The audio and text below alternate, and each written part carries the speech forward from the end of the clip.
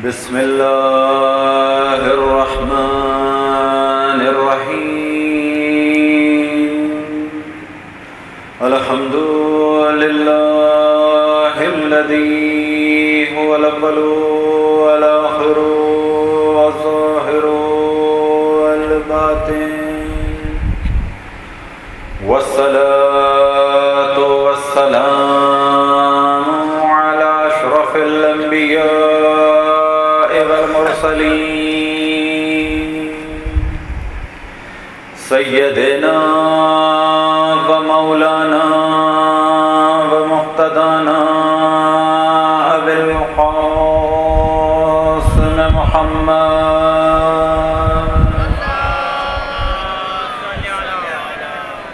وعلى اہل بیتہ الطیبین الطاہرین المعصومین المنتجبین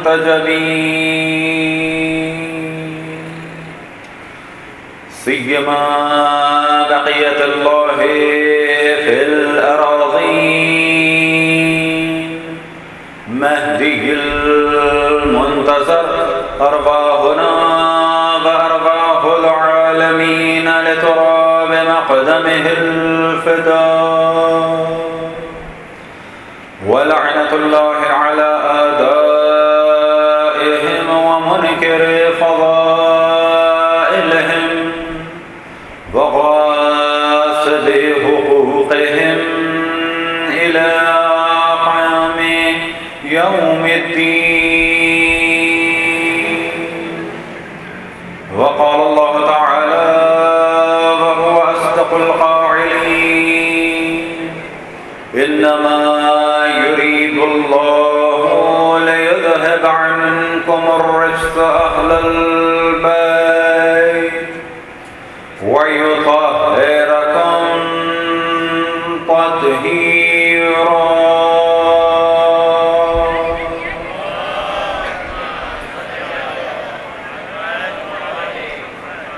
تو جیسا کہ آپ کے علم میں ہے کہ خطبہ حضرت فاطمہ زہرا صلوات اللہ وسلام علیہا، اور یہ بھی آپ کے علم میں ہے کہ یہ خطبہ جب ارشاد فرمایا تو اس سے پہلے ایک واقعہ ہوا، اور واقعہ یہ تھا کہ اسلام کے قانون کو بدلا گیا.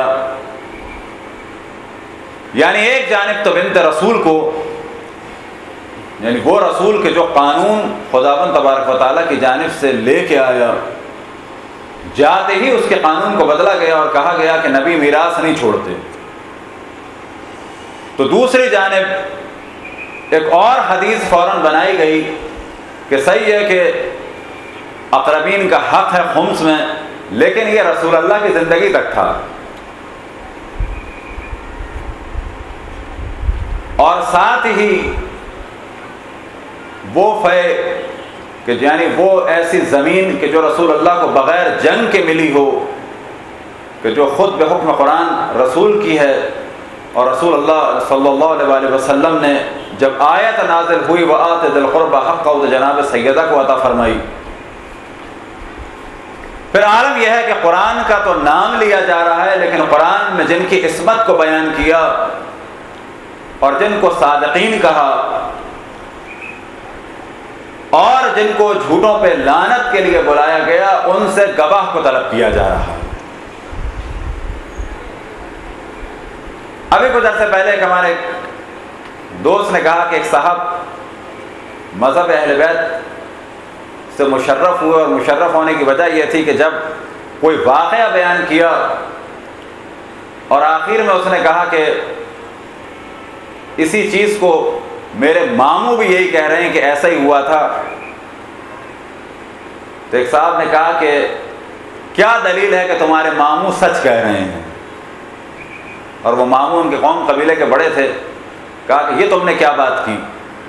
یعنی اب سوال یہ کیا جائے گا کہ ہمارے ماموں کے پاس دلیل کیا ہے. کہا کہ جب رسول کی بیٹی سے دلیل مانگی جا سکتی ہے.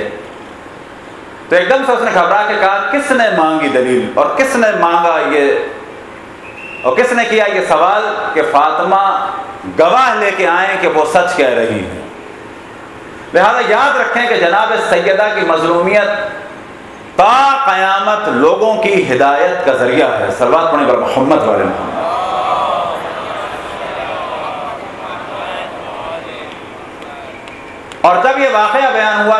ہی بہت ساری چیزوں سے پردہ ہٹ گیا کہ جس میں سب سے اہم چیز کی جس پہ سے پردہ ہٹا وہ قرآن سے نا آشنائی، اور تمام وہ قوانین کے جو دنیا میں چل رہے ہیں ان سے بھی نا آشنائی، خصوصاً جو ملکیت کا قانون ہے، یعنی قانون ید سے کیا مراد کہ فرض کریں کہ ابھی یہ فلیٹ کسی کا ہے، آپ اس فلیٹ میں جائیں اور اس سے کہیں کہ ثابت کرو کہ یہ گھر تمہارا ہے۔ لہذا جناب سیدہ نے اور خود مولا کائنات نے جو دلیل دی تھی وہ یہی دی تھی کہ فدق ہمارے ہاتھ میں تھا، اس میں جناب سیدہ کے وکلا کام کر رہے تھے، ان میں اس کے مزدور کام کر رہے تھے، اس میں ان کے مزدور کام کر رہے تھے۔ لہذا مولا کائنات اور جناب سیدہ نے جو اور سوال کیا، البتہ وہ روایتیں خطبے کے علاوہ ہیں، وہ یہی ہیں کہ تم دلیل لے کے آؤ، دعویٰ تمہارا ہے، دلیل تم لے کے آؤ گے، نہ یہ کہ دلیل ہم لائیں۔ اب اگر وہ قانون بنا دیا جائے کہ جو ظلم جناب سیدہ کے ساتھ کیا تو اس کا مطلب ہے کہ ہم ہر دروازے پہ جا کے کھڑے ہو جائیں اور اس کے بعد کہیں کہ گھر تمہارا نہیں ہے، اگر گھر تمہارا ہے دلیل لے کے آؤ۔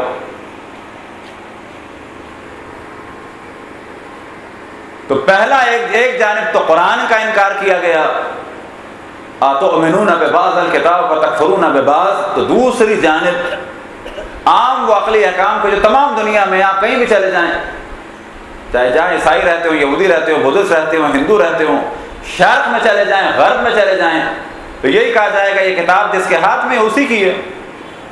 اب اگر آپ دعوے دار ہیں کتاب آپ کی، آپ دلیل لائیں گے، نہ یہ کہ یہ 1000 آدمی آ کے مجھ سے کہیں بار بار ایک دفعہ آپ آئے اور کہیں کتاب آپ کی ہے دلیل لائیں، پھر دوسرے آدمی وہ چلا جائے، دوسرا آدمی آئے کتاب آپ کی آپ دلیل لائیں۔ اس کا مطلب ہے ہمارے دروازے پہ ہر وقت ایک فوج کھڑی رہے، اور یہ اس کو قانوناً حق ہے کہ ہر آدمی ہمارے دروازے پہ آ کے کہے کہ ٹی وی تمہارا ہے دلیل لے کے آؤ، یہ گھر تمہارا ہے دلیل لے کے آؤ۔ پتہ چلا ایک فوج کھڑی ہے۔ اب اگر یہ قانون بنا دیا جائے کہ جو جناب سیدہ کے خلاف بنایا گیا بعد رسول اللہ، تو اس کا مطلب ہے کہ ہر دروازے کے باہر ایک فوج کھڑی ہو جائے تو یہ قانوناً صحیح ہے۔ صلوات پڑھیں پر محمد والے محمد۔ اس سے پہلے گفتگو کو آگے بڑھایا جائے، درخواست یہ ہے کیونکہ باہر مشکل ہو رہی ہے، منتظمین نے بھی گزارش کی تھی کہ آگے تشریف لے آئیں، خصوصاً یہ جگہ خالی ہے، یہاں پہ تشریف لے آئیں، جو ہے نوازش ہوگی۔ صلوات پڑھیں پر محمد والے محمد۔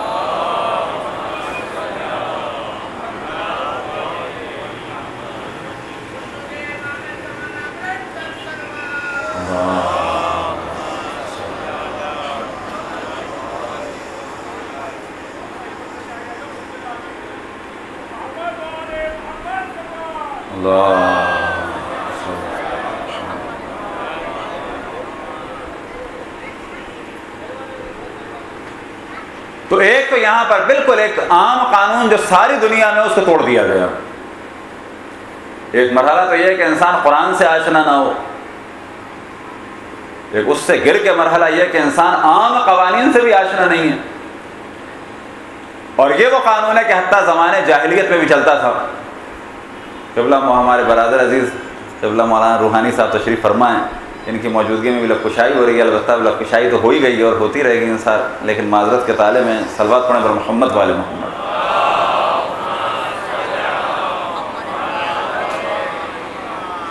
قبلہ نے ابھی ایک اچھا کام انجام دیا اور ہمارے دونوں برادران اس میں ساتھ ہیں، اور بڑی اس کی ضرورت بھی تھی کہ ایسا اسکول ہو کہ جس کے بعد ایسی دینیات کا سلسلہ ہو کہ مکتب میں بھی جانے کی ضرورت نہ پڑے، مکتب سے مراد کہ بعد میں شام کو کسی مدرسے کی ضرورت نہ پڑے، وہی دینیاتی کلاسز کافی ہوں۔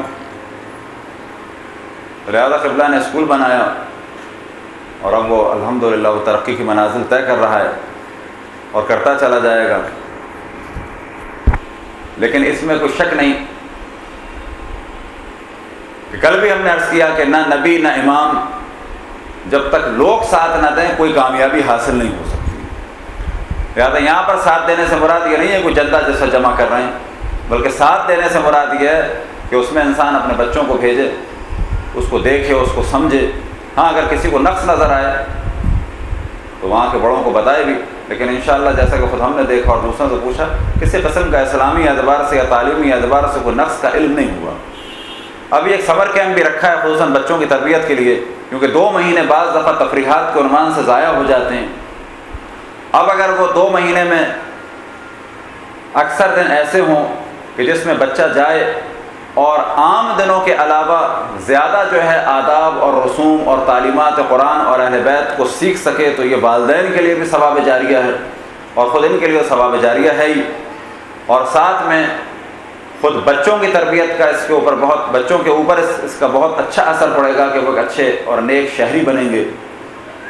اور یاد رکھیں کہ والدین کے لیے بلا شک جہاں عام دنوں میں اگر اسکول والدین بھیجتے ہیں بچوں کو تو نیت یہ ہوتی ہے کہ یہ دنیا میں ترقی کریں۔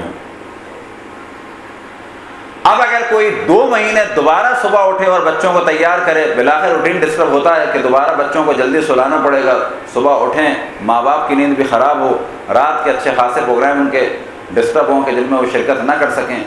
اب اگر 10 مہینے وہ کام کیا انہوں نے اپنے بچوں کے اقتصادی مستقبل کے لیے، اور 2 مہینے اگر وہ کام کریں اپنے بچوں کے دینی مستقبل کے لیے، تو 10 مہینے کے اوپر یہ 2 مہینے بھاری ہوں گے، اور 10 مہینے جو صبح وہ اٹھے اس سے کہیں زیادہ ان ماں باپ کو ثواب ملے گا ان 2 مہینے میں اٹھنے کا، کہ اب خالصتاً نیت یہ ہوگی کہ بچوں کی دینی تربیت ہو، بچوں کو حرام پتہ چلے، بچوں کو حلال پتہ چلے۔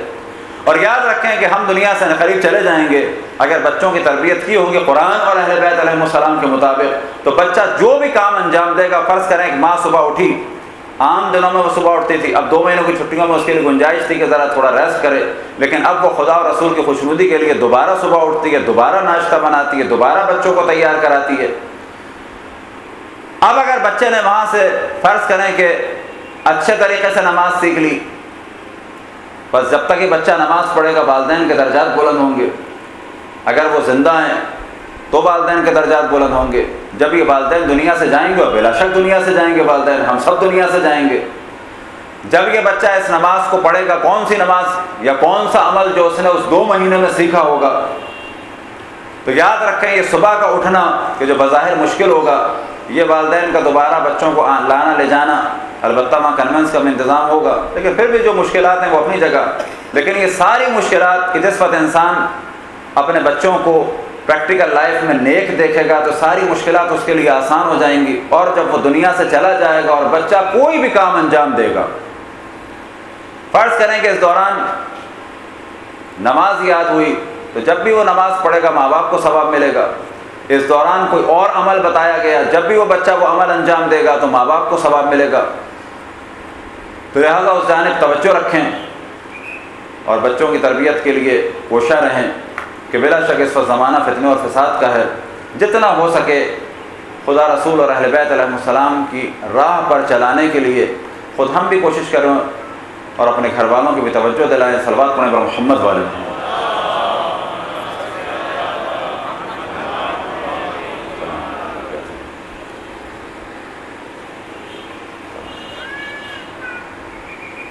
صلوات پڑھیں بر محمد والے محمد۔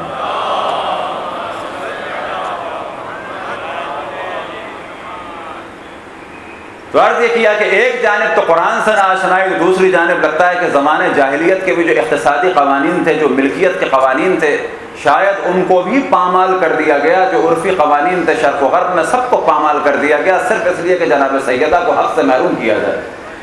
اور یہ جو حق سے محروم کیا جائے اس لیے نہیں کہ فقط چند درخت لے لیے جائیں، چند زمین کے حصے کو، بلکہ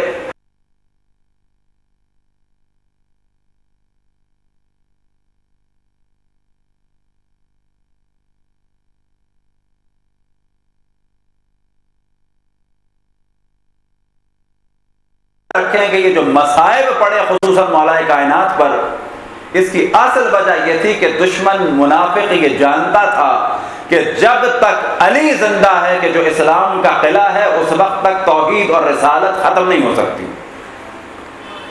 اصل ہدف مولا کائنات نہیں تھا، یاد رکھیں، اصل ہدف خداوند تبارک و تعالیٰ کی ذات تھی، اصل ہدف رسول اللہ صلی اللہ علیہ وسلم کی ذات تھی۔ لہٰذا اس چیز کو ہم کئی جگہ بیان کر سکے، اگر آپ وہ کتابیں کہ جو اہل بیت علیہ السلام کے مکتب کے علاوہ ہیں، اگر آپ وہاں پر ایک جائزہ لیں تو آپ کو تعجب ہوگا کہ جتنا حملہ خداوند تبارک و تعالیٰ کی ذات پہ ہوا ہے اور جتنا حملہ رسول اللہ پہ ہوا ہے، اتنا حملہ مولا کائنات پہ نہیں ہوا۔ مولا کائنات کے اوپر جنگ مسلط کی گئی، مولا کائنات کو حق سے محروم کیا گیا، لیکن جتنا مذاق رسول اللہ صلی اللہ علیہ وآلہ وسلم کا بنایا گیا اتنا مولا کائنات کا نہیں بنایا گیا. یاد رکھیں یہ چیز. جتنا مذاق خداوند تبارک و تعالیٰ کی ذات کا بنایا گیا، حد تک یہاں تک کہہ دیا گیا کہ خداوند تبارک و تعالیٰ اپنی بائیں ٹانگ کو جہنم میں ڈالے گا. اس سے بڑھ کے کیا توہین ہو سکتی ہے؟ یا رسول اللہ معاذ اللہ اپنی بعض ازواج و گڑیوں کا تماشا دکھائیں، اس سے بڑھ کے کیا توہین ہو سکتی ہے؟ ایسی تہمتیں مولا کائنات پہ نہیں لگی. لیکن مولا کائنات کے اوپر بعد رسول اللہ حملے ہوئے. کیوں حملے ہوئے؟ کہ دشمن یہ جانتا تھا کہ اگر قرآن باقی ہے تو کس کی وجہ سے؟ یعنی صحیح قرآن کی تفسیر اگر معاشرے میں آئے گی تو وہ علی کی وجہ سے. اگر صحیح توحید آئے گی دنیا میں تو مولا علی کی وجہ سے. اگر صحیح سنت نبوی کو پہچانا جائے گا تو مولا علی کی وجہ سے. اور یہ بھی چیز ذہن میں رہے کہ اس وقت تمام عرفاء کے سلسلے، جتنے تصوف کے سلسلے وہ سب مولا کائنات کے ذریعے سے. سلسلہ قادریہ مشہور سلسلہ ہے. مشہور ہے کہ جناب عبد القادر جیلانی پہ ختم ہوتا ہے. ایسا نہیں ہے، عبد القادر جیلانی اس میں سے مشہور شخص ہیں. یہ سلسلہ بھی ختم ہوتا ہے مولا کائنات پہ. لیکن یہ چیز ذہن میں رہے کہ مولا کائنات کے بعد یہ سلسلہ آتے آتے کہاں تک آتا ہے؟ امام رضا علیہ السلام تک.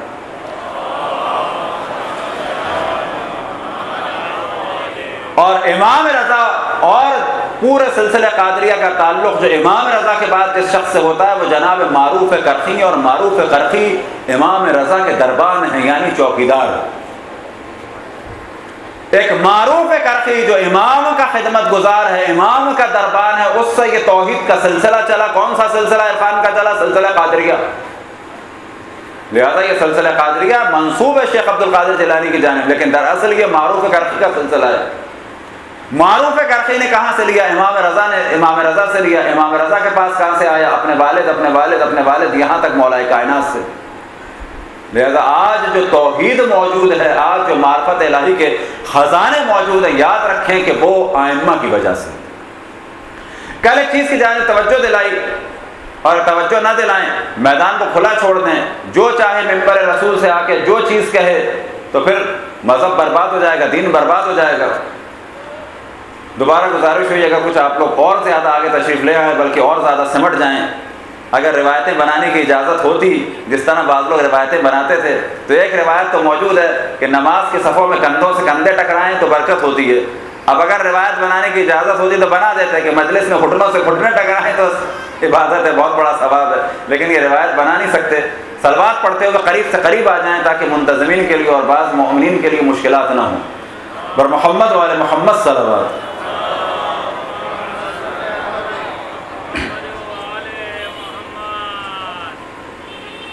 اگر پیچھے والے آگے نہیں آئیں گے تو پھر نتیجہ نہیں نکلے گا. پیچھے سے ہی لوگوں کو آگے آنا ہے. صلوات پڑھیں بر محمد والے محمد.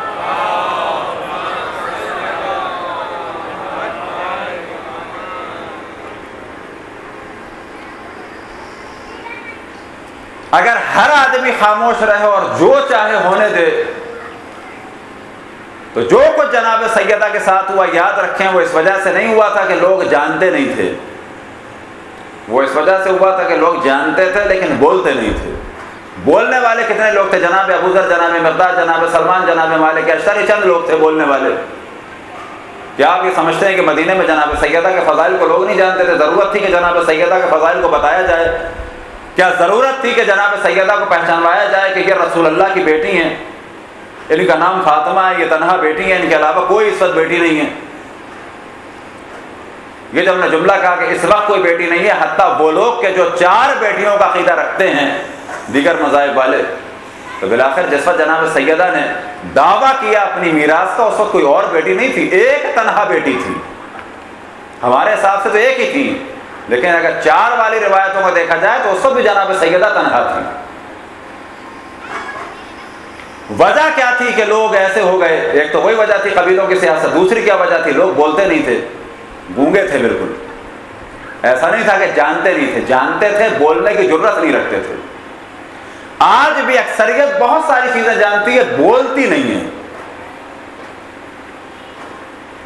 سلسلہ توحید اہل بیت علیہ السلام سے پہنچاؤ، صحیح معنی میں معرفت الہی اہل بیت سے ہے. اگر کوئی چاہے کہ صحیح معنی میں خدا کی عبادت کرے تو وہ طریقہ صرف اہل بیت سے ملے گا. اب اگر آج اہل بیت کے نام پر آج اہل بیت علیہ السلام کے جشن ولادت و شہادت پر آج اگر ممبر اہل بیت علیہ السلام سے نعرے لگائے کوئی آدمی علی رب، اہل بیت رب ہیں، یا معاذ اللہ علی اللہ کے نعرے لگائیں، تو یاد رکھیں یہ دشمن ہے، یہ مولا علی کا طرفدار نہیں ہے۔ اور بعض احکام کے جو خدا ائمہ کی جانب سے پہنچے، وہ اگر احکام صحیح طریقے سے بیان کیے جائیں تو لوگوں کی ہمت پست ہو جائے گی۔ اگر کسی نے جہالت میں یہ جملہ کہا، توبہ کرے، استغفار کرے، کوئی حرج نہیں، توبہ کرے، لیکن اب اگر آج کے بعد کسی نے جاننے کے بعد، اور آپ پر بھی لازم ہے کہ یہ پیغام دوسروں تک پہنچائیں، اور اس پیغام کو سننے کے بعد اگر کوئی کہے اور یہ جاننے کے بعد کہے کہ اگر کوئی ایسا جملہ کہے کسی نبی یا امام کے بارے میں کہ وہ اللہ ہیں، یا اللہ ان میں حلول کر گیا ہے، یا اللہ اپنی طاقت دے کے ہٹ گیا ہے، اب اللہ معاذ اللہ بالکل فارغ بیٹھا ہے، سارا کام جو ہے کسی نبی یا امام کے ہاتھ میں، تو یاد رکھیں کہ وہ دین سے خارج ہے، کافر ہے۔ اور اگر اس کو یہ معلوم ہو گیا ہے تو یہ بھی یاد رکھے کہ اگر وہ یہ جان گیا ہے تو اب سے وہ کافر ہوگا، اور اگر فوراً وہ نہیں پلٹا تو اس کی بیوی کو طلاق کی ضرورت نہیں ہے۔ ایسے آدمیوں کی بیویاں اپنے شوہروں سے جدا ہو سکتی ہیں، کب؟ کہ جب لوگوں کے درمیان وہ مشہور ہوں اس قسم کے نظریات میں۔ کوئی طلاق کی ضرورت نہیں ہے، عدت کریں، اس سے جدا ہو جائیں، دوسری شادی کریں، لوگوں کی گواہی سب لوگ جانتے ہیں کہ یہ اگر علی اللہ کہتا تھا یا اہل بیت رب کہتا تھا یا اس قسم کے نظریات رکھتا تھا، بیوی کو طلاق کی ضرورت نہیں ہے، وہ اس سے جدا ہو جائے گی۔ اور اگر اس کا باپ مرتا ہے تو باقی بہن بھائی اس کی میراث کو مار لیں، کیونکہ کافر تک میراث نہیں جاتی ہے۔ ایسا آدمی اگر جانور ذبح کرتا ہے تو وہ جانور قطعا نجس ہے، مردار ہے، اس کا کھانا حرام ہے، اس کی کھال بھی نجس ہے، اس جانور کو بعد میں بیچنا نجس ہے، اس جانور کے گوشت کو کسی کو دینا حرام ہے۔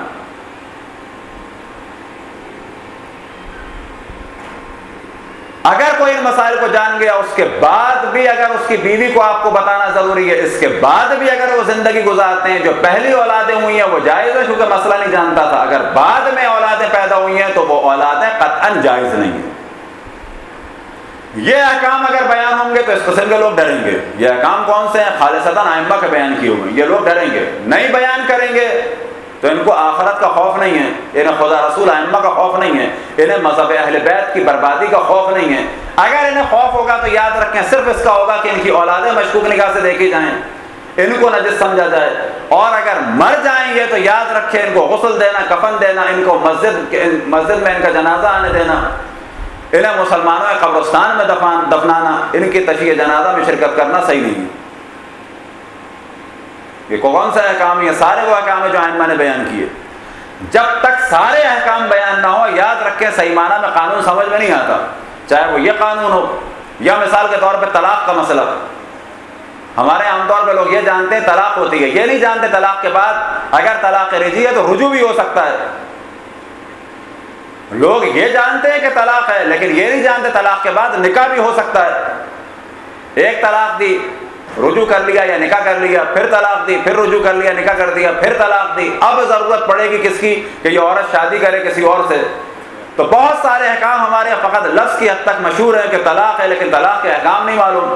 پتہ چلا مرد شرمندہ ہے، عورت شرمندہ ہے کہ بڑا غلط ہوا، اس کے بچے برباد ہو رہے ہیں، ایک چند بچے مرد کے پاس ہیں، چند بچے عورت کے پاس ہے، زندگی ڈسٹرب ہے۔ اب وہ یہ تو جانتے ہیں طلاق ہو گئی، لیکن یہ نہیں جانتے کہ اسلام میں احکام ہے کہ اگر عدت میں رجوع کرنا چاہو طلاق رجعی میں تو رجوع کر لو، اور اگر نکاح کرنا چاہو تو نکاح کر لو دوبارہ۔ تو جس طرح یہ حکم ہے کہ اگر کوئی خدا بند تبارک و تعالیٰ کے بارے میں یہ کہے کسی نبی یا امام میں حلول کر گیا یا اپنی طاقت دے کے ہٹ گیا، یا کوئی نبی یا امام اللہ ہے یا اللہ کا جز ہے، کہ جیسے عیسائی کہتے ہیں کہ جناب عیسیٰ اور روح القدس اور اللہ یہ تینوں مل کے، باپ بیٹا اور روح القدس مل کے اللہ ہیں، تو یہ تثلیث کے قائل ہیں، چاہے وہ کوئی جز کا قائل ہو، چاہے وہ کل کا قائل ہو، جس نے سب کفر کے ضمن میں۔ کوئی بھی مسلمان ایسا جملہ اپنی زبان پہ جاری کرے، شدت سے مذمت کرے اور ان مسائل کو بیان کریں، اور اگر اس کے بعد بھی کرے تو اس سے بالکل وہ احتیاط کریں جو آپ کے سامنے بیان ہوئی۔ صلوات پڑھیں محمد والے محمد۔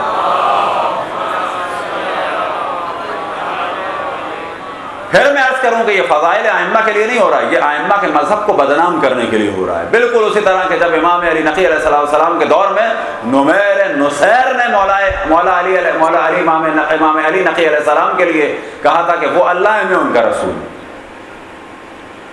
وہ امام علی نقی کا چاہنے والا نہیں تھا، ان کا موتی نہیں تھا، ان کا فرما بردار نہیں تھا، فتنہ تھا، اس کا فتنہ بعد میں بھی چلا، حتیٰ جناب حسین بن روح کے زمانے تک چلا، یہ کل بھی آپ کے سامنے عرض کیا۔ مومن وہ ہے، مولائی وہ ہے کہ جو اصول اور فروع ائمہ نے بیان کیے ان کے اوپر صد درصد یقین رکھے، نہ ذرہ ادھر ہو نہ ذرہ ادھر ہو، نہ ائمہ سے آگے بڑھے نہ ائمہ کے پیچھے رہے، بلکہ بالکل ساتھ ساتھ رہے، ذرہ برابر فاصلہ نہ ہو۔ صلوات پڑھیں پر محمد والے محمد۔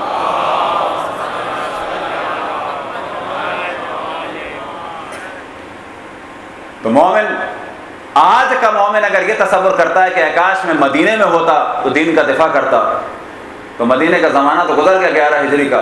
آج کے زمانے میں جو سازشیں ہیں ان کا مقابلہ کریں، خصوصاً کون سی سازشیں کہ جو مذہب اہل بیت کو بدنام کرنے کے لیے ہیں، کہ جن میں سے بدترین گالی، بدترین جملہ کہ جو بعض اپنی زبان پہ لے کے آتے ہیں، وہ کیا لے کے آتے ہیں کہ چرس و بھنگ کا نام رکھ دیا علی کی بوٹی۔ پوری کائنات میں ان اربوں خربوں کے اندر تمہیں ایک ذات ملی ولی خدا کی کہ جو محمد کے نور سے خلق ہوا، فقط ایک ذات ملی اس خبیث چیز کو منسوب کرنے کے لیے۔ پتہ چلا ہے کام کس نے کروایا؟ شیطان نے کروایا۔ اب اگر کوئی ایسا جملہ اپنی زبان پہ جاری کرے، کیا وہ مولائی ہو سکتا ہے؟ کیا وہ مولا کائنات کا ماننے والا ہو سکتا ہے؟ وہ خبیث ہے، پلیت ہے، دشمن مولا علی ہے۔ بعض دفعہ لوگوں نے ہم سے کہا کہ نہیں ایسے نہیں ہیں، سیدھے لوگ ہیں۔ ہم نے کہا سیدھے لوگ ہیں، یہ بوٹی ان کو پکڑاؤ، کہو کہ اپنی ماں سے منسوب کرو، زبان لڑکھڑائی، شرم آئی، اس کا مطلب ہے سیدھے نہیں ہو، ٹیڑھے ہو، قطن ٹیڑھے ہو۔ کیونکہ اگر ماں سے بھی منسوب کر لیتے اتنے آرام سے تو ہم سمجھتے چلو بے وقوف ہے، پاگل ہے، اس کا کوئی حساب کتاب نہیں ہے، انشاءاللہ اللہ بھی معاف کرے گا۔ لیکن جب ماں باپ سے منسوب کرنے میں شرم آئی، لیکن مولا علی سے منسوب کرنے میں شرم نہ آئی کہ جس کی برکت سے زمین و آسمان کو خدا نے خلق کیا، تو پھر کیسے تصور کر لیا جائے کہ یہ سیدھا یا سادہ یا کم عقل آدمی ہے؟ تو یہ ساری چیزوں کو اس نگاہ سے دیکھیں کہ 11 ہجری والی سازشوں کا سلسلہ جاری ہے۔ وہاں پر مولا کائنات پہ الگ حملہ ہوا، یہاں پر مولا کائنات پہ الگ حملہ ہو رہا ہے۔ اس دور میں نمیر نصیر نے عباسیوں کے دور میں امام علی نقی کے خلاف سازش کی، آج کے دور میں کچھ اور لوگ سازش کر رہے ہیں۔ لیکن ان سازشوں کو کون ملی امیٹ کرے گا؟ کون ان سازشوں کا مقابلہ کرے گا؟ عوام، پبلک، آپ ہم سب مل کے۔ کہ پھر میں عرض کروں کہ جیتی ہوئی جنگ بھی اگر چند لوگ غداری کریں تو رسول اللہ اور مولا علی کی موجودگی میں ہاری جا سکتی ہے۔ کون سی جنگ؟ بہت کوئی انکار کر سکتا ہے کہ نہیں ہار گئے؟ جیتی بھی جنگ ہار گئے، رسول اللہ تھے کہ نہیں تھے؟ قطن تھے۔ مولا علی تھے کہ نہیں تھے؟ قطن تھے۔ جنگ جیت گئے مولا علی کی وجہ سے، لیکن چند لوگوں کی وجہ سے ہار گئے۔ جیتی جنگ کس کے لیے؟ کس کے ذریعے؟ مولا علی کے ذریعے۔ ہاری کس کے ذریعے سے؟ ان لوگوں کے ذریعے سے کہ جن کو حکم دیا تھا رسول اللہ نے کہ اس گھاٹی پہ سے نہ ہٹ رہا، وہ ہٹ گئے، جنگ ہار گئے۔ کس کی موجودگی میں؟ رسول اللہ اور مولا علی کی موجودگی میں۔ تو یاد رکھیں، نہ نبی، نہ امام، نہ عالم، کوئی کچھ کام نہیں کر سکتا کہ جب تک لوگ ساتھ نہ ہو، جب تک لوگ پیغام کو نہ پھیلائیں۔ اور پھر یہ کیفیت آ جائے کہ مدینے میں جناب سیدہ ہوں، لوگ ساتھ نہ ہوں تو کچھ نہیں ہو سکتا۔ پھر تو سیدہ پہ تعزیانہ بھی پڑ سکتا ہے، تماچا بھی پڑ سکتا ہے، دروازہ بھی جل سکتا ہے۔ لوگ ساتھ نہ ہو تو کچھ نہیں ہوگا۔ لوگ ساتھ نہ ہو تو یہ وقت بھی آ گیا کہ مولا کائنات فرماتے ہیں کہ بعض لوگ مجھے سلام نہیں کرتے اور بعض کو میں سلام بھی کرتا ہوں تو جواب نہیں دیتے۔ کیا اگر لوگ ساتھ ہوتے تو کیا جناب سیدہ کے گھر کا گھراؤ ہو جاتا؟ کیا لوگ ساتھ ہوتے تو کیا جناب زینب کے سروں سے چادریں چھن جاتی؟ کیا لوگ ساتھ ہوتے تو کیا جناب زینب کو اسیر کیا جا سکتا تھا؟ لہذا مومنین ذہن میں رکھیں، اپنے آپ کو انڈر اسٹیمیٹ نہ کریں، کم نہ سمجھیں۔ آپ میں سے ہر آدمی جو ہے وہ صلاحیت رکھتا ہے کہ اس دور میں امام کا صحابی بن جائے۔ صحابی بننے کے لیے ضروری نہیں تھا کہ 11 ہجری سے پہلے ہو یا ائمہ کے دور میں ہو۔ آج بھی اگر کوئی جوان، آج بھی اگر کوئی بوڑھا خالص ائمہ کے دین کی نصرت کے لیے کھڑا ہوتا ہے، انشاءاللہ امام کے اصحاب میں سے ہوگا۔ ضروری نہیں ہے کہ 313 میں سے ہو، 313 اصحاب خاص ہیں، ان 313 کے علاوہ بھی امام زمان کے اصحاب ہوں گے۔ اور ضروری نہیں ہے کہ ہم میں سے ہر آدمی ظہور کے بعد زندہ ہو، یعنی دوبارہ رجت ہو. ممکن ہے کہ بعض ہم میں سے دوبارہ رجت نصیب نہ ہو، لیکن جو ہمیں درجہ ملے گا وہی ملے گا کہ یہ آدمی ایسا تھا مذہب اہل بیت کے دفاع کے لیے کہ جیسے جناب ابو ذر پتہ چلا کہ ہم محشور ہو گئے، آج کے دور میں پیدا ہوئے، آج کے دور میں مرے، لیکن ہمیں جگہ ملی جناب ابو ذر کے ساتھ. کیا یہ ناممکن ہے؟ نہیں ممکن ہے. ورنہ آج کے مومنین کو یہ کہنے کا حق ہے کہ یا اللہ تو نے وہ مقام جناب ابو ذر کو دیا، ہم میں سے کسی کو آج تو نہیں مل سکتا، زمانہ گزر گیا. تو یاد رکھے جواب آئے گا کہ نہیں، زمانہ نہیں گزرا. آج بھی امام وقت کے لیے کھڑے ہو، آج بھی دین حق کے لیے کھڑے ہو، انشاءاللہ مقام ابو ذری بھی ملے گا، مقام سلمانی بھی ملے گا. لیکن ہم میں سے دنیا میں کسی کو نہیں پتہ چلے گا کہ ہم میں سے کون کس مقام پر ہے. اگر پتہ چلے گا تو آخرت میں پتہ چلے گا، اور اگر کسی کو پتہ چلے گا اس دور میں تو وہ ہمارے زمانے کے امام کو پتہ چلے گا. کون سا امام؟ کہ جو اس وقت محزون و مغمون ہوگا. کیوں؟ کہ ان کی جدہ کے مصائب کے ایام گزر رہے ہیں. اگر ہم سوگ منا رہے ہیں، دوسری جانب اس وقت امام زمان بھی سوگ منا رہے ہیں.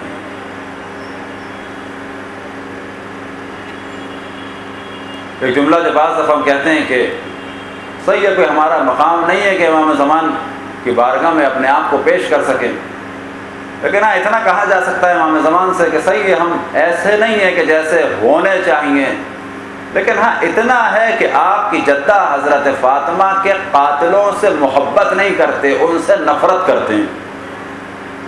عمل ہمارا اس قابل نہیں ہے کہ آپ کی بارگاہ میں ہم اپنے آپ کو کچھ سمجھ سکیں، لیکن اتنا ہے کہ آپ کی جدہ کے دشمنوں سے نفرت کرتے ہیں. ممکن ہے کہ ہمارے اعمال خراب ہوں، لیکن اتنا ہے کہ کوئی ہمیں لاکھوں روپے بھی دے، کروڑوں روپے بھی دے، تو آپ کی جدہ کے قاتلوں کی محبت ہمارے دل میں نہیں آ سکتی. بس اسی جدہ کے صدقے میں ہم پہ نظر کرم فرمائیں، جو گناہ ہیں ان کو معاف فرمائیں، خدا کی بارگاہ میں ہماری شفاعت فرمائیں، ہمارے ایمان کی محافظت فرمائیں. اس فاطمہ کے صدقے میں کہ جو 18 سال کی عمر میں اس مقام پر پہنچ گئی تھی کہ آخر وقت میں فقط ہڈیوں پہ کھال رہ گئی تھی اور کمر جھک گئی تھی. اور یہ خطبہ بھی انہی ایام کا ہے کہ جب مسجد میں داخل ہوئی. چند جملات کل آپ کے سامنے بیان ہوئے، اور چند اہم جملات کہ جو بہت زیادہ مشہور ہیں اور جس میں جناب سیدہ نے مختلف احکام کے فلسفے کو بیان کیا. اب اگر اس خطبے کو انشاءاللہ کبھی موقع ملا تو اول آخر اس تک پڑھا جائے، چاہے 2 دن لگیں چاہے 3 دن لگیں، انشاءاللہ کبھی موقع ملا تو اس کام کو انجام دیں گے. اس خطبے میں فقط میراث کا مسئلہ نہیں ہے، جناب سیدہ نے آنے والے تمام انحرافات کی جانب توجہ دلائی، کیونکہ وہ دیکھ رہی تھیں کہ ابھی تو قرآن کی چند آیتوں کا انکار ہوا ہے، ابھی تو بہت کچھ ہو سکتا ہے. لہذا ہر چیز کی جانب توجہ دلائی، لوگوں کو جھنجھوڑا، انصار کو جھنجھوڑا، مہاجرین کو جھنجھوڑا، مردوں کو جھنجھوڑا، خواتین کو جھنجھوڑا کہ کیا ہو گیا، کیا کر رہے ہو، کیوں نہیں کھڑے ہوتے. قرآن کے فضائل بیان کیے، اہل بیت علیہم السلام کے فضائل بیان کیے، دنیا کا ذکر کیا، آخرت کا ذکر کیا، حرام کا ذکر کیا، حلال کا ذکر کیا. غرض یہ کہ تمام تعلیمات اسلام کو بالکل خلاصہ کر کے اس خطبے میں بیان کر دیا. اسی میں آپ نے بیان فرمایا وَفَرَضَ اللَّهُ الْإِيمَانَ تَطْهِيرًا لَكُم مِّنَ الشِّرْكِ، کہ خدا نے ایمان کو تمہارے لیے لازم قرار دیا تاکہ تم شرک سے پاک رہو. کون سا شرک؟ کہ کسی بھی جہت سے خداوند تبارک و تعالیٰ میں شریک مانا جائے. حتیٰ جب ہم کہتے ہیں کہ رسول اللہ رحمت ہیں عالمین کے لیے، تو یاد رکھیں رسول اللہ رحمت ہیں، لیکن کوئی اگر یہ سوچے کہ وہ رحمت خود بخود ہے، نہیں، خداوند تبارک و تعالیٰ نے رحمت بنایا ہے. رسول اللہ کی رحمت اور مولا علی کی رحمت اور ائمہ کی رحمت جو ہے ہر چیز پر چھائی ہوئی ہے. تمام کائنات کا نظام جو چل رہا ہے وہ حجت خدا سے چل رہا ہے، لیکن یہ چیز ذہن میں رہے کہ حجت خدا کے پاس جو کچھ ہے وہ خدا کا دیا ہوا ہے.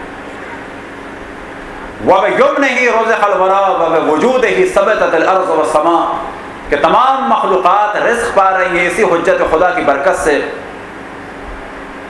اور زمین و آسمان کا جو نظام باقی ہے وہ اسی حجت خدا کی برکت سے باقی ہے۔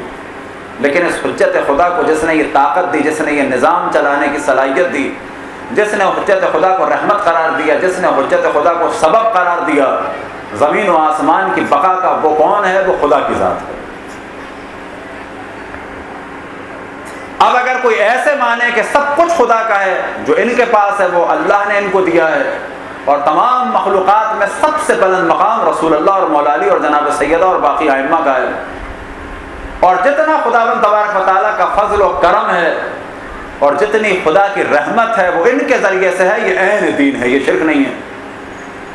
لیکن فقط ذہن میں یہ رہے کہ جو کچھ ان کے پاس ہے اور جو کچھ ان کے ذریعے سے وہ سب خدا کا ہے، اور یہ وہ ہیں کہ جو ہر وقت خدا کی بارگاہ میں سجدہ کرتے تھے۔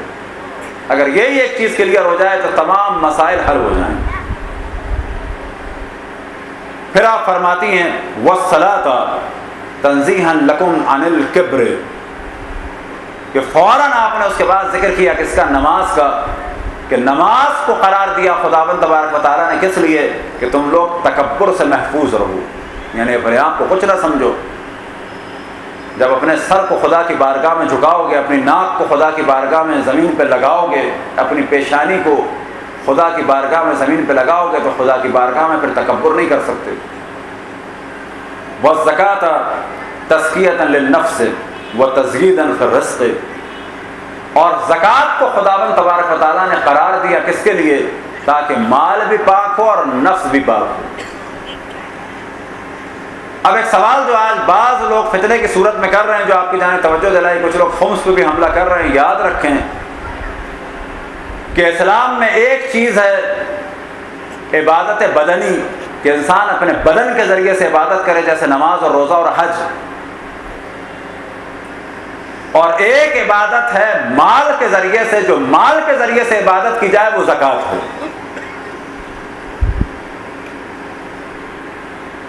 چاہے وہ زکوٰۃ ہو، چاہے وہ خمس ہو، اور چاہے وہ صدقات اور خیرات ہوں، یہ سب کے سب ایک بڑے مفہوم کے اندر آ جاتے ہیں۔ وہ کون سا مفہوم ہے؟ زکوٰۃ کا۔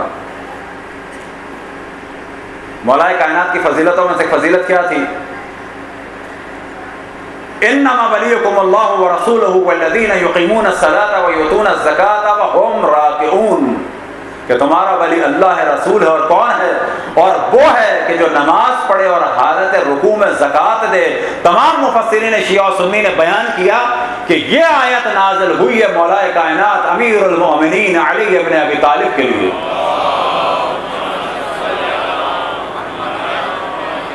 کیا آپ نے دیا حالت رکوع میں زکوٰۃ؟ یعنی صدقہ دیا، لہذا خمس بھی زکوٰۃ ہے۔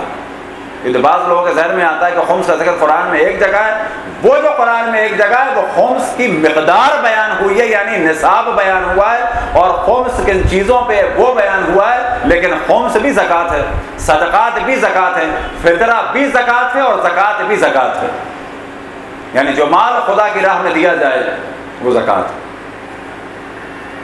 وَالزَّكَاةَ تَزْكِيَةً لِلنَّفْسِ وَتَزْيِيدًا فِي الرِّزْقِ وَالصِّيَامَ تَثْبِيتًا لِلْإِخْلَاصِ، اور روزے کو قرار دیا تاکہ انسان مضبوط ہو جائے اخلاص میں، کہ تنہائی میں صبح سے شام تک بھوکا ہے، پانی اور کھانا بھرا ہوا ہے سامنے لیکن وہ کھا نہیں سکتا، کیوں؟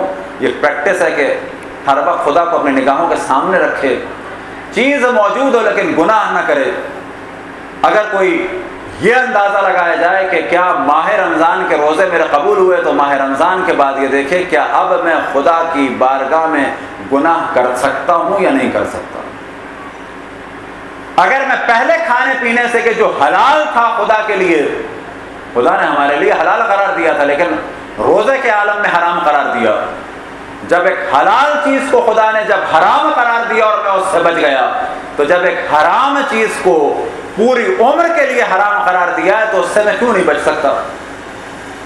ہر انسان اپنے بارے میں سوال کرے کہ جب میں حلال چیز سے جسے کچھ دیر کے لیے خدا نے حرام قرار دیا، جب میں اس سے بچ سکتا ہوں، تو جو حرام چیز کو خدا نے ہمیشہ کے لیے حرام قرار دیا تو کس نے کہا کہ میرے نفس میں طاقت نہیں ہے اور میں اس سے نہ بچ سکوں؟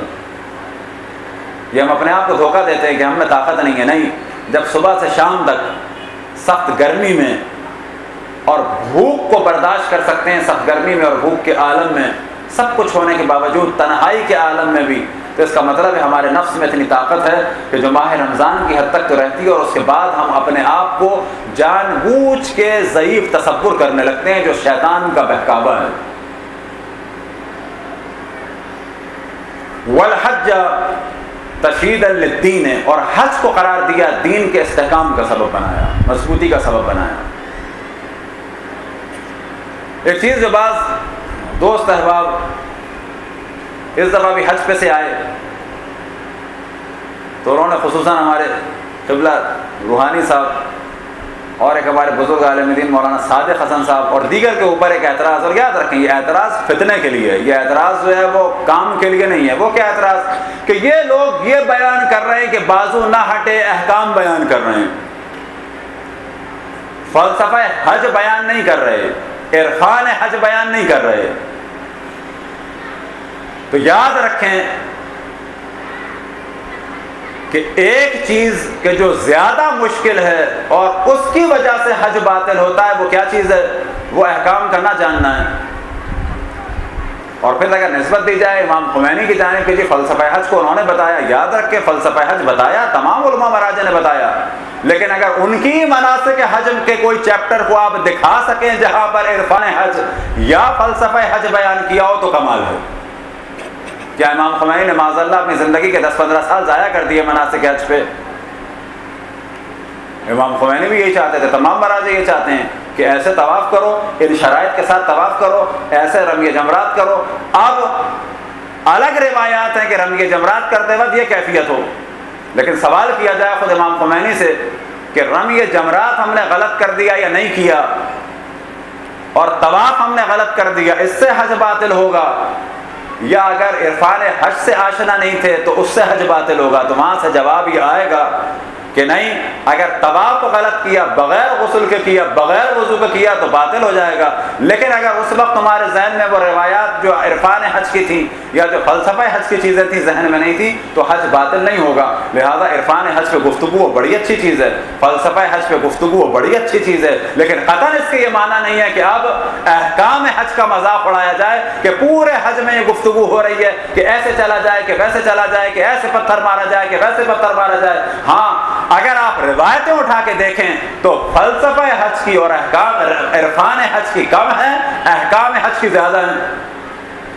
قرآن کی اگر آپ آیات اٹھا کے دیکھیں تو وہاں پر بھی آپ کو احکام حج کی آیات زیادہ نظر آئیں گی، فلسفہ حج کی اور عرفان حج کی کم نظر آئیں گی۔ لہٰذا یہ تینوں چیزیں ساتھ ساتھ ہوں، کسی کو شوق ہے عرفان حج بیان کرنے کا قطعاً کرے، لیکن فقہ الحج کا، احکام حج کا مذاق نہ بنائے۔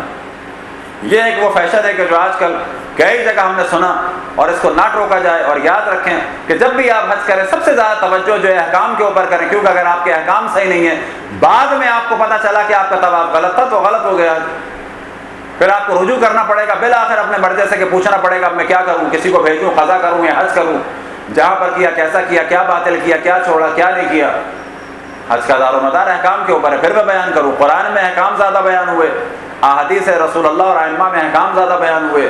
اب اس کے ساتھ ساتھ عرفان حج ہو نور علی نور، فلسفہ حج ہو نور علی نور، لیکن الحمدللہ جتنے دروس ہیں وہاں یہ تینوں چیزیں بیان ہوتی ہیں۔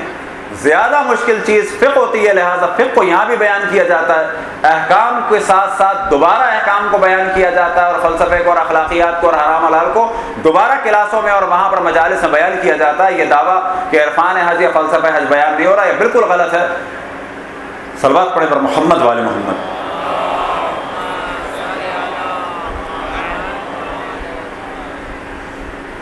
وَطَاعَتَنَا نِظَامًا لِلْمِلَّةِ، اور ہماری اطاعت کو خداوند تبارک و تعالیٰ نے واجب قرار دیا تاکہ ملت میں ایک نظام قائم ہو۔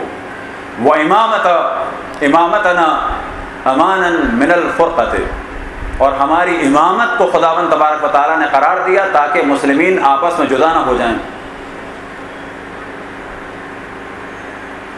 آج بھی کہا جا سکتا ہے کہ تمام مسلمان ایک جگہ جمع ہو سکتے ہیں، اور اس موضوع کو قطعاً ڈسکس کرنا چاہیے، کوئی اس میں تعصب کی بات نہیں ہے، تمام مسلمانوں کی روایتوں کی کتاب میں کہ رسول اللہ صلی اللہ علیہ وسلم نے فرمایا کہ میرے 12 خلفاء ہیں. کہیں بھی رسول اللہ نے نہیں فرمایا کہ میرے خلفاء کی تعداد کتنی ہے. اگر فرمایا تو کیا فرمایا؟ 12 ہے. نہ 4 فرمایا نہ 5 فرمایا. اگر فرمایا تو فرمایا 12 ہے. نہ بنو امیہ کی تعداد کے برابر فرمایا، نہ بنو عباس کی تعداد کے برابر فرمایا، نہ بنو امیہ اور بنو عباس کو ملا کے فرمایا، اور نہ ہی ساتھ میں خلفائے راشدین کو ملا کے فرمایا، بلکہ اگر کہیں فرمایا تو فرمایا میرے خلفاء کی تعداد کیا ہے؟ 12 ہے. آج بھی اگر اسلام کے تمام مسلمان اگر کہیں جمع ہو سکتے ہیں تو یاد رکھیں وہ اس روایت پہ جمع ہو سکتے ہیں. اور یہ وہ روایت ہے کہ جو تمام مسلمانوں کی تمام احادیث کتابوں میں موجود ہے، اور یہ شاید موجود اسی لیے ہے کہ آخر دور میں جب تمام مسلمان دوبارہ جمع ہونا چاہیں گے تو یہی 12 ائمہ کی امامت ہے جو لوگوں کو جمع کرے گی. آج ہمارے علاوہ دیگر بعض مذاہب بھی ہیں کہ جو کہتے ہیں کہ ولایت الہی جو ہے وہ ان 12 ائمہ کے پاس ہے. اگر اس موضوع میں آپ کتاب دیکھنا چاہیں تو ڈاکٹر طاہر القادری کی کتاب ہے سیف الجلی علی منکر ولایت علی. البتہ یہ نظریہ ان کا نیا نہیں ہے، یہی نظریہ مجدد الفسانی کا تھا، یہی نظریہ جو ہے حسکانی کا تھا، یہی نظریہ جو ہے اور بعض علماء کا تھا جو کہتے تھے کہ سیاسی طور پہ یہ ہے، لیکن اگر کوئی دین چاہے، اگر کوئی ولایت خدا چاہے تو صرف 12 ائمہ ہیں کہ جن کی ابتدا ہوتی ہے علی ابن ابی طالب سے اور انتہا ہوتی ہے محمد مہدی پر.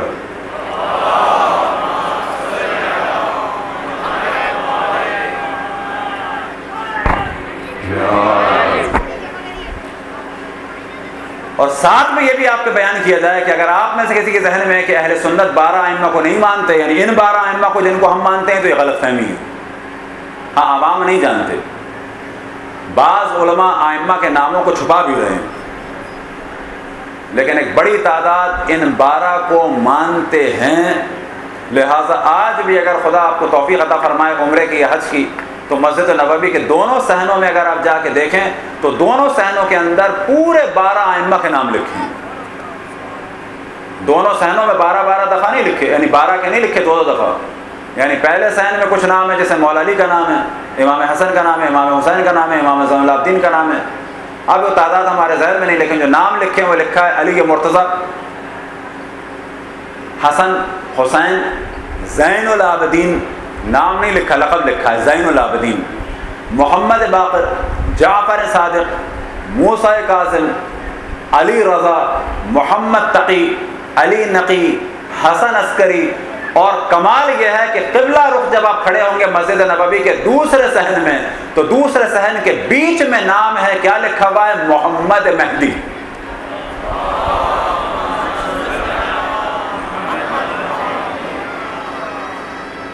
اور یہ کنسٹرکشن عثمانیوں کی نہیں ہے. بعض کے لوگوں کے ذہن میں غلط فہمی ہے کہ یہ کنسٹرکشن عثمانیوں کی ہے. عثمانیوں کے ذہن میں عثمانیوں کے زمانے میں ایک صحن تھا، اس میں نام لکھے ہوئے تھے، لیکن یہ دوسرا صحن اور پہلا صحن یہ سعودیوں کے دور میں دوبارہ بنا ہے.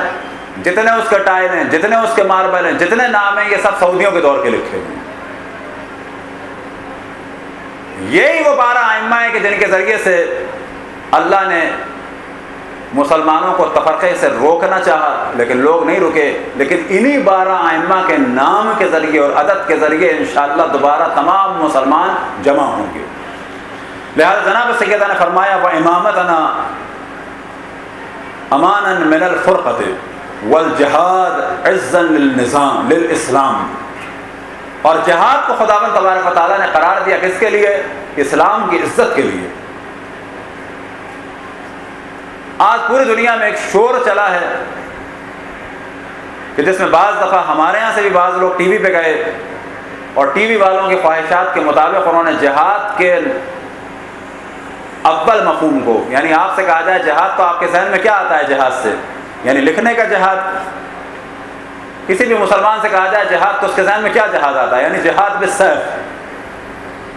اسے کہا جاتا ہے کہ کوئی بھی لفظ ذہن میں آئے تو پوچھا یہ جاتا ہے کہ تبادل کیا ہوتا ہے، پہلا اس کے ذہن میں کیا آتا ہے مفہوم، کیا تصور اس کے ذہن میں ابھرتا ہے. ابھی آپ سے کہا جائے کہ جہاد کے لیے تیار ہو جاؤ تو آپ کیا سمجھیں گے؟ یعنی لکھنے کے لیے تیار ہو جاؤ، قلم سے جہاد کے لیے، یا مال سے جہاد کے لیے، یا نفس سے جہاد کے لیے. کہا جائے گا آپ سب کے ذہن میں آئے گا اسلام کے دفاع کے لیے، اسلحے سے جہاد کے لیے تیار ہو جاؤ. لہذا یہاں بھی لفظ جہاد ہے کہ جہاد کو خداوند تبارک و تعالیٰ نے قرار دیا اسلام کی عزت کے لیے۔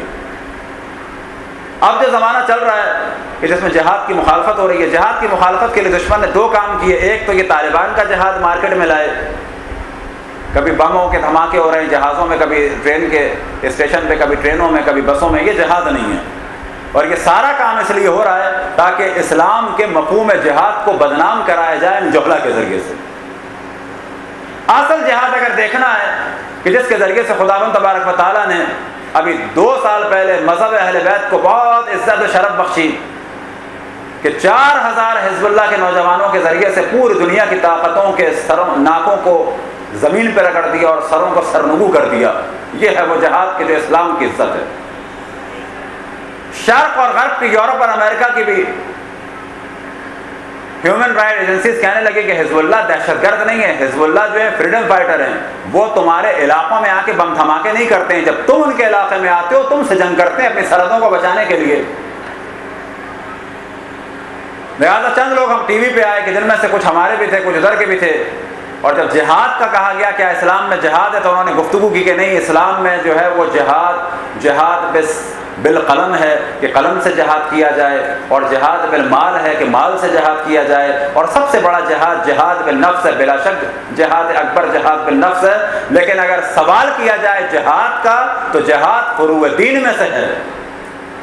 اگر کوئی اس جہاد کے مفہوم کو بدلنا چاہتا ہے، اگر کوئی اس جہاد کو مٹانا چاہتا ہے تو یاد رکھے اگر وہ کام جان بوجھ کے کرے اور جہاد کی مخالفت کرے اور کسی سازش کا حصہ بن جائے تو یہ ذہن میں رہے کہ تمام مجتہدین کا یہ حکم ہے کہ اگر کوئی جاننے کے باوجود کسی بھی مسلم فروعات دین میں سے کہ جس کا انکار، دین کا انکار تصور کیا جائے تو وہ کافر ہو جاتا ہے۔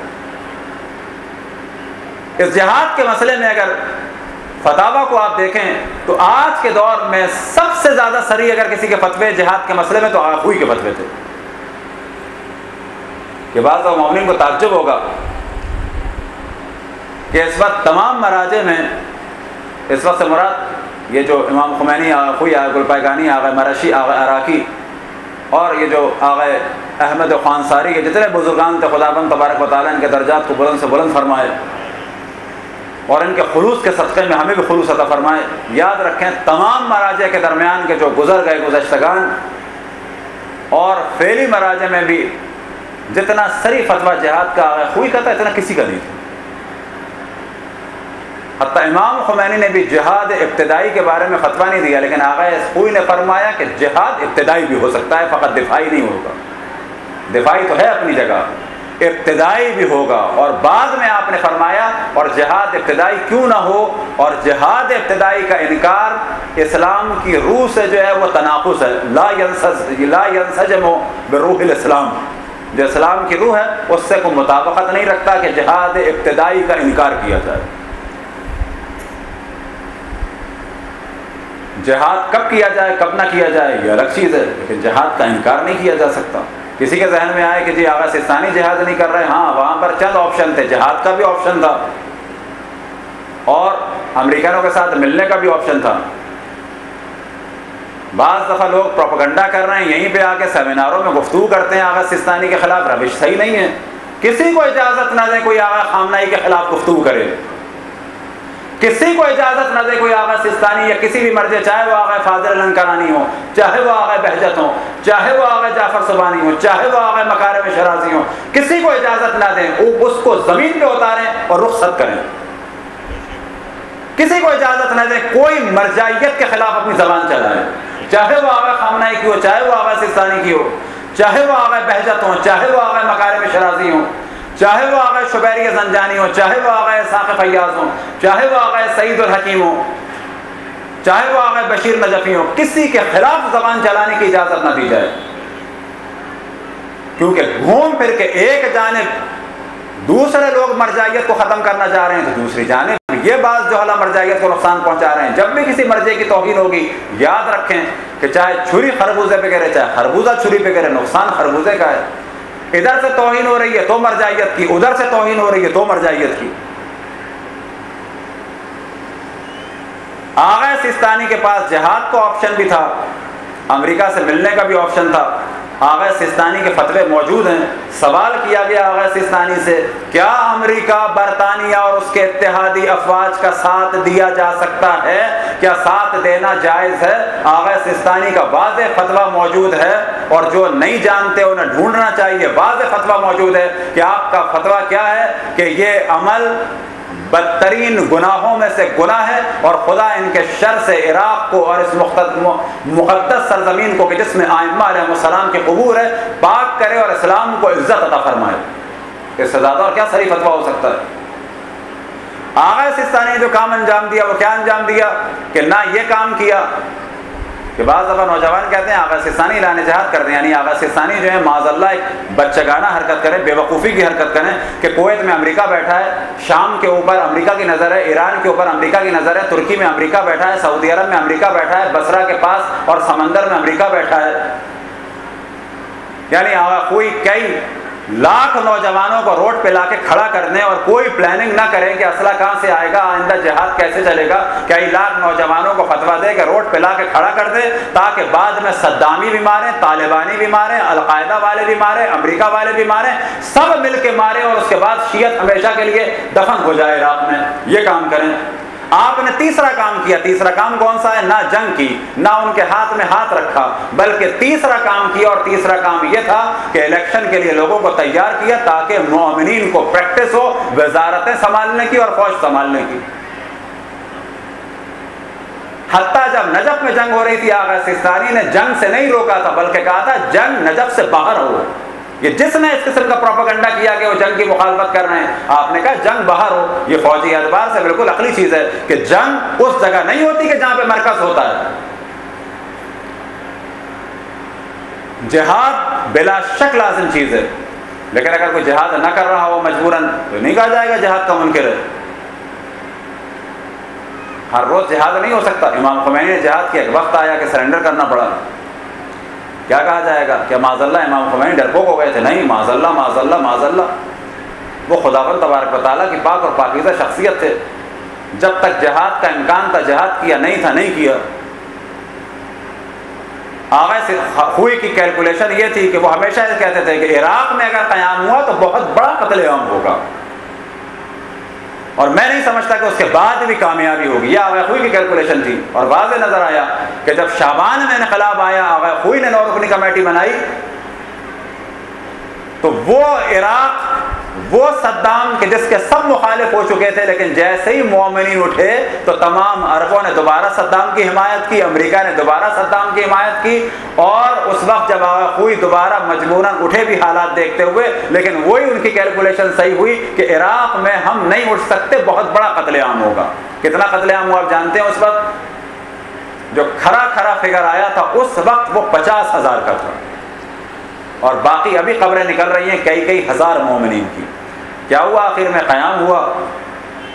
آخر میں کیا ہوا کہ وہ امریکہ جو صدام کا مخالف تھا، وہ امریکہ صدام کا طرفدار ہو گیا۔ کویت والے کہ جن پہ صدام نے حملہ کیا، کویت والے بھی صدام کے طرفدار ہو گئے، سعودی عرب والے بھی صدام کے طرفدار ہو گئے۔ کیوں طرفدار ہو گئے؟ کہ صدام بہتر ہے اس سے کہ ایران کے بعد ایک اور شیعہ مملکت بن جائے۔ تو یہ وہ چیز ہے کہ ان حالات اور واقعات کو، جیسا کہ پہلے عرض کیا کہ ماضی کو بھی دیکھیں تو حال کو بھی دیکھیں، جذباتی نہ ہوں، یہ دیکھیں کون سی چیز کس وقت ممکن ہے۔ والجہاد عزا للاسلام والصبر معونۃ علی استجاب الاجر، اور صبر کو خداوند تبارک و تعالیٰ نے قرار دیا تاکہ اس کے ذریعے سے اجر کو حاصل کیا جائے۔ والامر بالمعروف مصلحۃ للعامۃ ونہی عن المنکر تنزیہا للدین، اور عامر بالمعروف کو خداوند تبارک و تعالیٰ نے قرار دیا کس کے لیے؟ تاکہ تمام لوگوں کی اس میں ایک مصلحت ہو، تمام لوگوں کو اس میں فائدہ ہو۔